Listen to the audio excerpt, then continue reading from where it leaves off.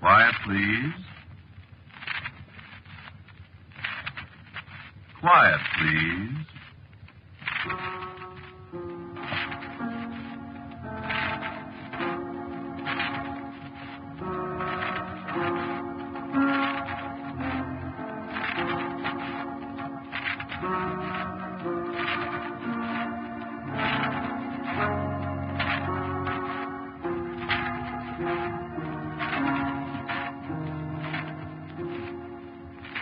The Mutual Broadcasting System presents Quiet, Please, which is written and directed by Willis Cooper and which features Ernest Chappell.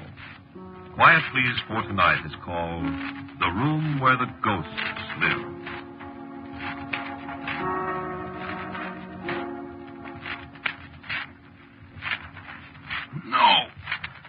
No, I won't let you take me out of the house. No, I'm going to stay right here. I'm sorry, Doctor. But, Lawrence, we've got to get you to a hospital. Now stop being a fool. I won't. I'm going to die anyway, and I don't want to die in an ambulance somewhere out on an icy road between here and town. I'm sorry, that's final. I can't do anything for you here, Lawrence. Maybe I don't want you to do anything for me, Doctor. I'm going to call the ambulance.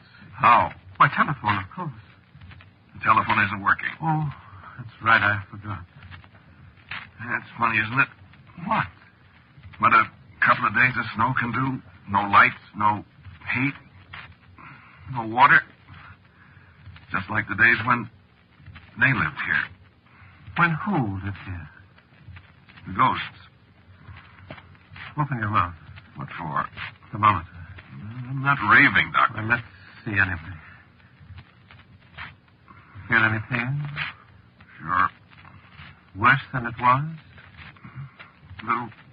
A little morphia won't hurt. It's a good thing I decided to stop him for a cup of coffee. You might have died here all by yourself. I'm going to die anyway. Not if I can help it. Can't help. Oh, stop that nonsense. May I have your ball? All right, now. That'll relieve the pain in a minute or two. Okay. I could take you to the hospital in my car. No. And I think I will. No. Lawrence, what got into you? What do you want to die for? Great thermometer. No, not yet. There's nothing wrong with you. You've been the happiest. You've got everything to live for. No. Then you go and shoot yourself. Yep. Where did you get this pistol, anyway?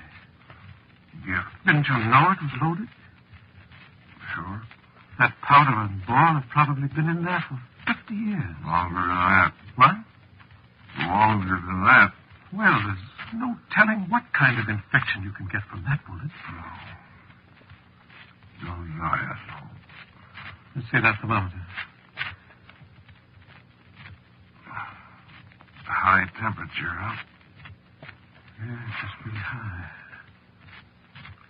I guess you're not going to the hospital after all, though. I told you that, Doctor. I couldn't move you with that high temperature. That's fine. But I told you I wasn't going to be moved anyway. So you see? Who gave you this pistol? A British colonel. What British colonel? His name's on the lock plate.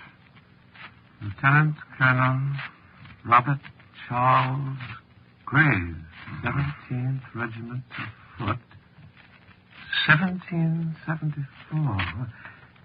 Ancestor of the fellow that gave it to you? No. He gave it to me himself. Yesterday. Lawrence, how could he? He's one of the ghosts. I see. No, you don't. I'm not delirious, Doctor. He really is. No. Just relax, Lawrence. Of course. I'm going to die anyway. Isn't that so? I'm afraid it is. Good. Lawrence. What? Why did you do it? Well, I'm not sure whether I did it on purpose or not. I wanted to, but maybe it was an accident. Or maybe what? Maybe one of the ghosts. No, I don't think so. I'm glad, though. But why? Well, on account of Melanie. Melanie? Melanie who? Who's Melanie? Melanie is a girl who lived here 170 years ago. What? And who still lives here.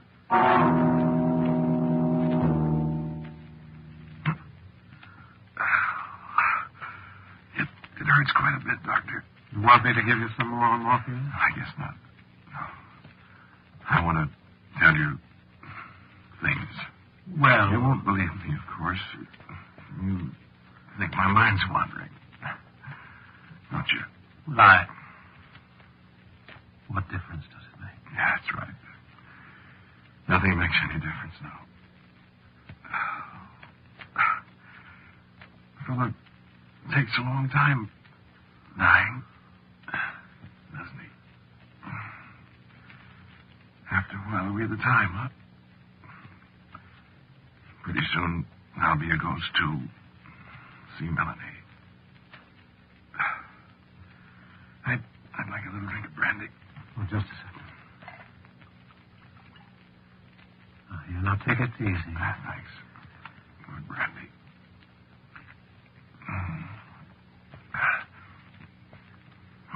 Wish I could take some along. It's good. I wish I could do something for you, Lawrence. Nothing snowed in, aren't we? Sure. We mustn't leave. I couldn't come back, you know. I have to stay here. I don't understand that. I have to stay here, I said. My house.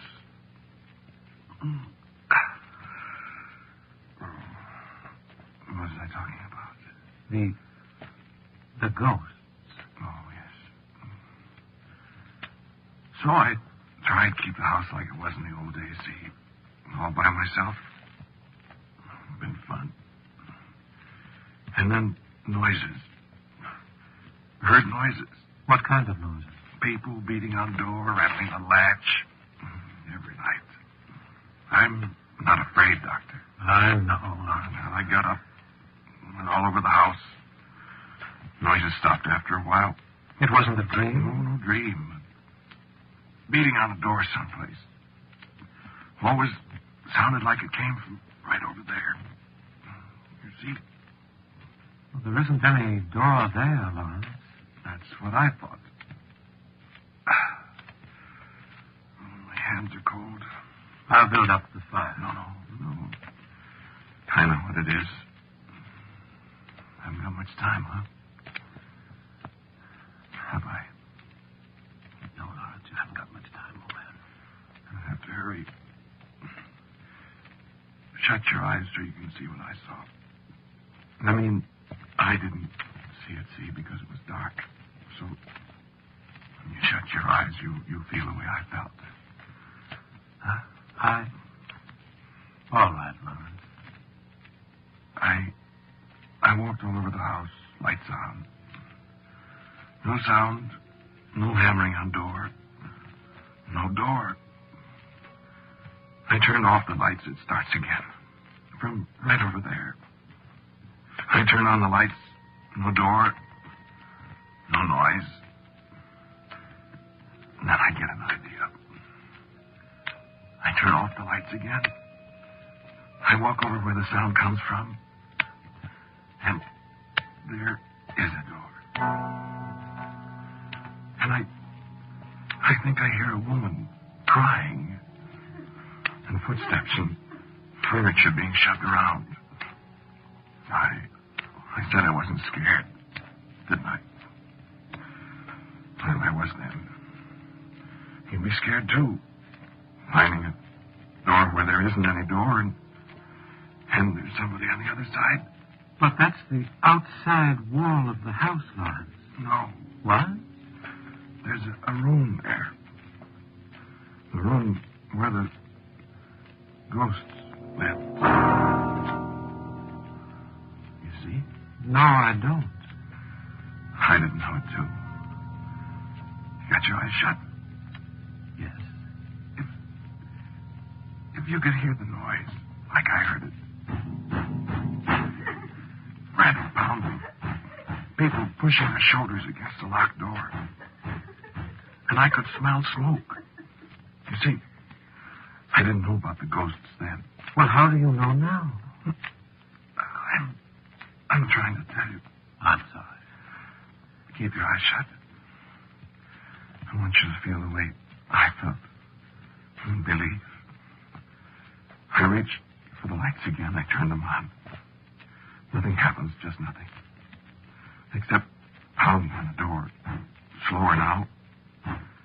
And the woman crying. And I hear her scream. Oh, screw her, she said. It's French. It means help, help. And I heard her voice again. Frightened. Ouvre la porte, she said. That's French, too. Means open the door. So I tried to open it, and it was locked. And they were pounding. She was coughing. And at last I found the key. I yanked the door open. And the ghosts came out. And the lights came back on.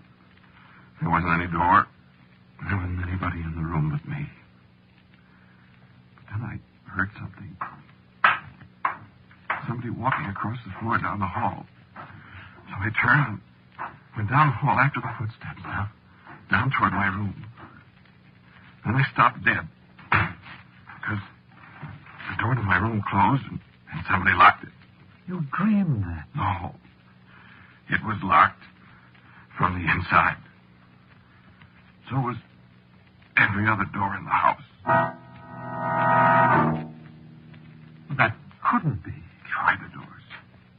Open your eyes and try the doors. Go ahead. Lawrence, No, go ahead. I'll keep on talking. You have to believe me. Go ahead. So, what did I do? I lay down here on the davenport with the lights on. I tried to think, but nothing made any sense. I got up and I tried the outside door. It was unlocked. So I went outside. I had some crazy idea maybe there was a room there. There wasn't, of course. But there were footprints in the snow. Some men's footprints. And a girl's. This last nose covered them all up again, I guess.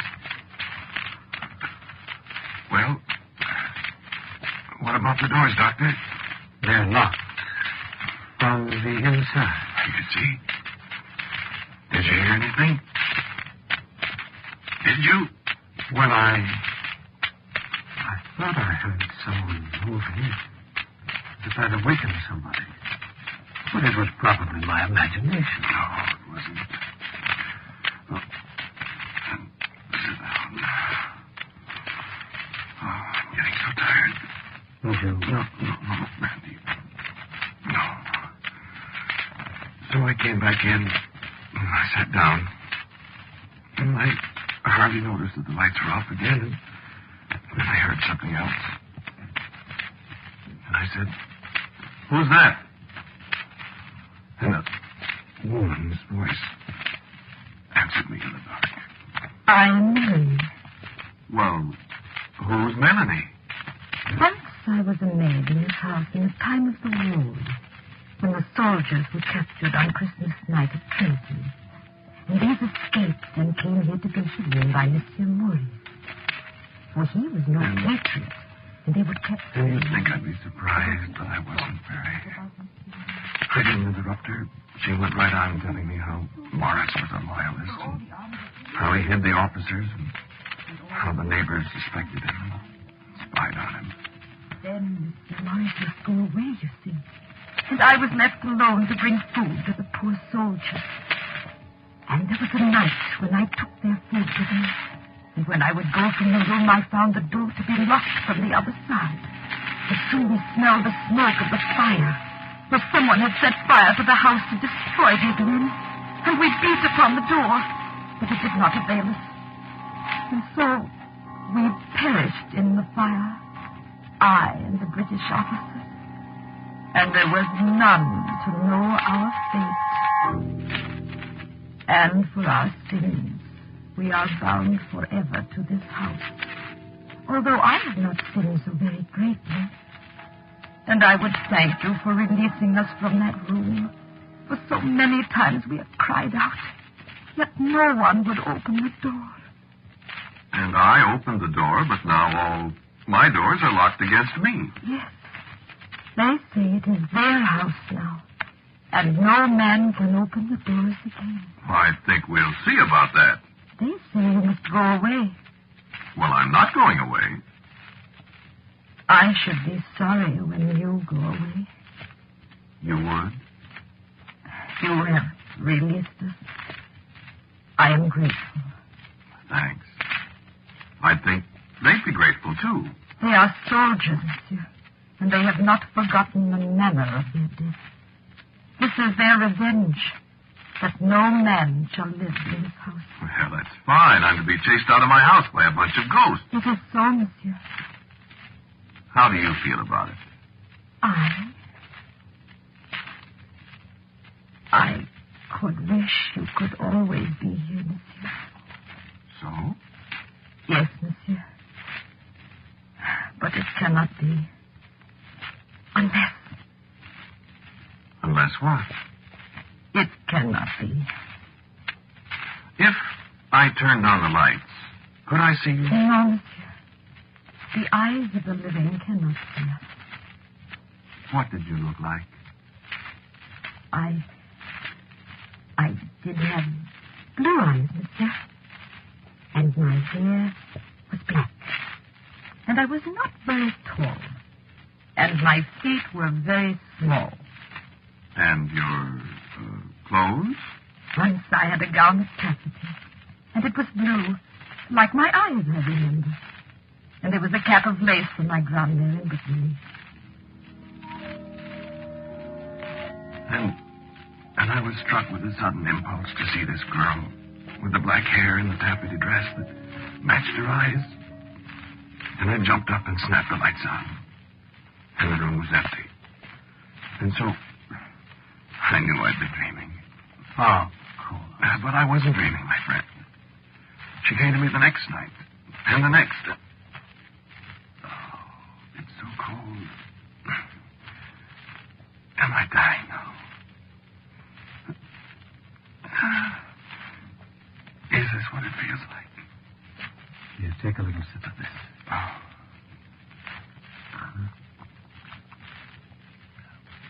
Better? How much longer? Well, see, friend, I found myself in love with a ghost. Yes, Melanie. And she loves me, Doctor. And we talked about it so much. There must be a way out. There couldn't be a way out. And the others kept telling her I was go on, and I asked her to go to them. I'm sorry. Go to them and beg them to let me stay. It was the only way. But she told me they said no, they made a pact between themselves, and they'd not alter it. And the time was getting short. They were sorry, they said, but... And then, last night, she came to me again. When the snow was piling deeper and deeper around the windows, and I said, Melanie, I can't go now. Can't they see that? And she said... I have spoken again with the colonel. And what did he say? He will come to you, he said. And what? He will not speak to the living. But what good? I do not know. He said he will come to you. When? Tonight. Do not speak. Say, Monsieur le Colonel.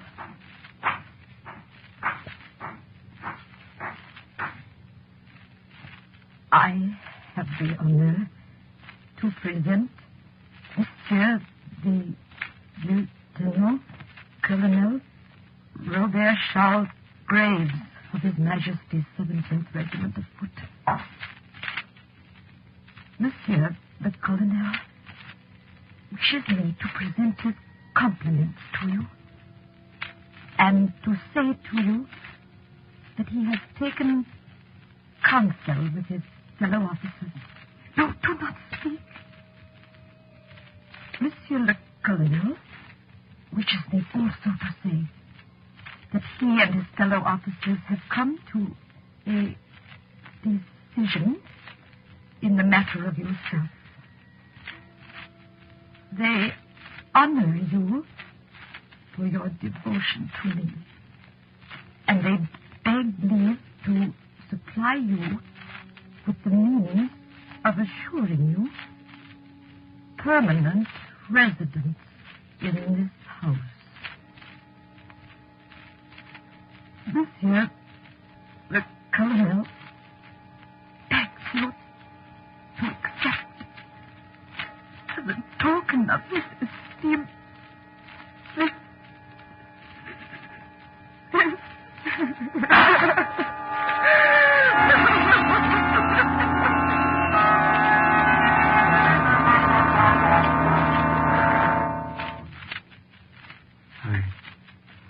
I turned on the lights. It was there on the floor. Flintlock pistol, loaded Godetia black flint. Personal gift from Robert Charles Graves, 17th foot. Well, I thought a long time. Turned off the lights. Called her. No answer. Talked to her. Told her I loved her. Wasn't brave enough to. Said I loved her. Couldn't do it. Tried. No, I didn't do it. No, I didn't. Long toward morning, heard footsteps again. Boots, sword, spurs clicking. Knew who it was. Said, "Hello, Colonel." Said, "Colonel, thanks, only haven't got courage enough." "Always love her, Colonel," I said. Said, "Here's your pistol." I'm a coward. Oh. Drink, please.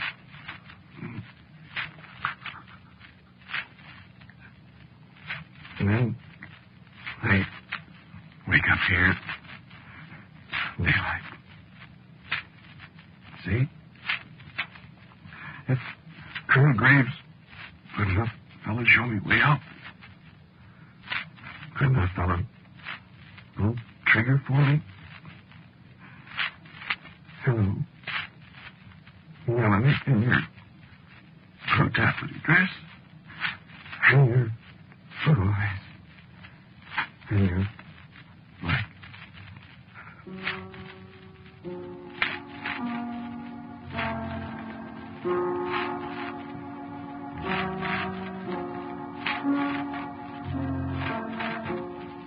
You have listened to Quiet Please, which is written and directed by Willis Cooper.